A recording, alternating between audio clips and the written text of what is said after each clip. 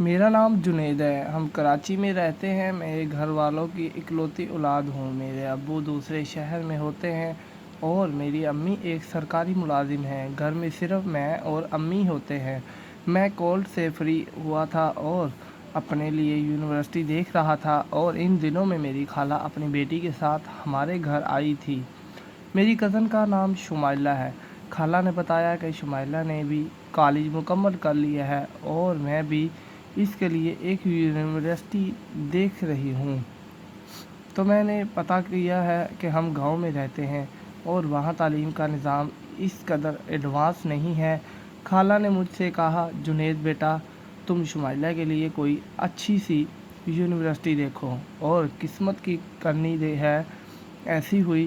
میرا اور شمائلہ کا ایڈمیشن ایک یونیورسٹی میں ہو گیا۔ میں نے شمائلہ کو آخری دفعہ 2 سال پہلے ہی شادی پر دیکھا تھا۔ تب تو وہ دبلی پتلی تھی لیکن اب تو وہ جوان ہو گئی تھی اور بھرا ہوا خوبصورت جسم مجھے اس کی طرف متوجہ کر رہا تھا۔ خیر، میں نے خالہ کو بتایا کہ شمائلہ کا ایڈمیشن ہو گیا ہے اور ہماری یونیورسٹی ایک ہی ہے۔ پھر خالہ نے مجھے کہا، جنید، تم شمائلہ کے لیے یونیورسٹی کے پاس کوئی ہاسٹل دیکھ تو اس کے لیے روز روز گاؤں سے آنا تو بہت مشکل ہوگا۔ جو میں نے یہ سنا تو میں نے خالہ سے کہا کہ آپ کیسی باتیں کر رہی ہیں؟ کراچی میں گھر ہوتے ہوئے بھی شمائلہ ہاسٹل میں کیوں رہے گی؟ ویسے بھی ہم گھر پر 2 لوگ ہی ہوتے ہیں۔ اگر شمائلہ بھی آ جائے گی تو رونق بڑھ جائے گی۔ خالہ بھی مان گئی۔ میری امی صبح صبح ہی آفس چلی جاتی تھی، پھر ہم دونوں یونیورسٹی جاتے تھے۔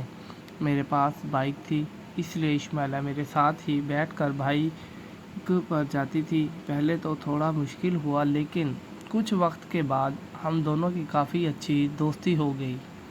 لیکن میں کچھ اور ہی چاہتا تھا اور شاید قسمت کو بھی وہی منظور تھا۔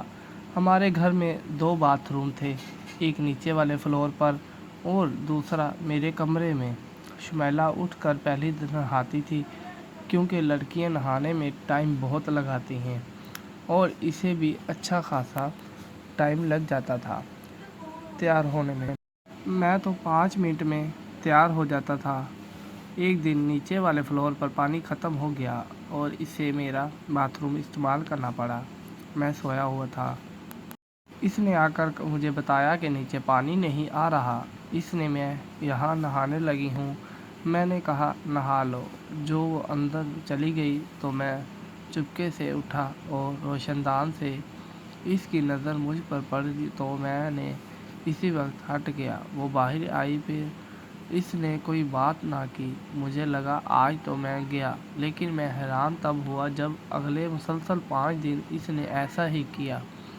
وہ آتی اور میں دیکھتا۔ کچھ دن کے بعد مجھے رات کو شمائلہ میں میسج آیا، لگتا ہے مجھے سب پتہ ہے، اور میں نے آنکھوں دیکھا۔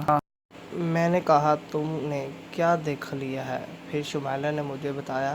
میں نے تو صاف انکار کر دیا۔ میں نے کہا، تمہیں غلط فہمی ہو چکی ہے، ایسی تو کوئی بات ہی نہیں ہے۔ پھر میں نے بات کو رفع دفع کیا۔ اگلے روز پھر وہی ہوا، لیکن اس بار میں نے کیمرے سے ویڈیو بنائی اور مجھے پتہ بھی نہ چلا، اور رات کو مجھے واٹس ایپ پر بھی میں بھیج دی۔ جو میں نے ویڈیو دیکھی تو میرے پیروں تلے زمین ہی نکل گئی۔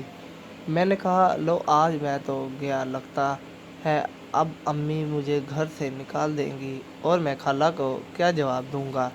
رات کو بڑی مشکل سے گزاری۔ صبح ناشتے کے وقت سب کچھ نارمل تھا۔ امی آفس چلی گئی اور ہم دونوں یونیورسٹی جا رہے تھے۔ جو میرے کمرے میں مجھے بلانے کے لیے آئی، میری آنکھوں میں آنسو تھے۔ مجھے دکھ تھا کہ میں نے کیا کر دیا ہے، لیکن اس نے مجھے جو کروایا اور کہا، میں بھی یہی چاہتی ہوں، اور ہاں، ہم دونوں اچھے کزنز ہیں اور میں ہمیشہ تمہاری عزت کرتی رہوں گی۔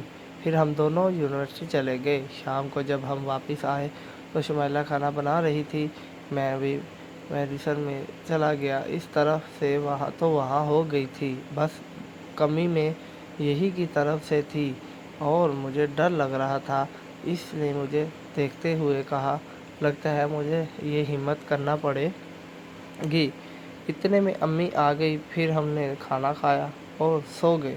सुबह नाश्ते के वक्त शुमाइला अम्मी से कहा कि खाला, मुझे आज यूनिवर्सिटी नहीं जाना, आज यूनिवर्सिटी में पार्टी है, इसलिए मैं घर पर ही रह कर पढ़ाई करूँगी।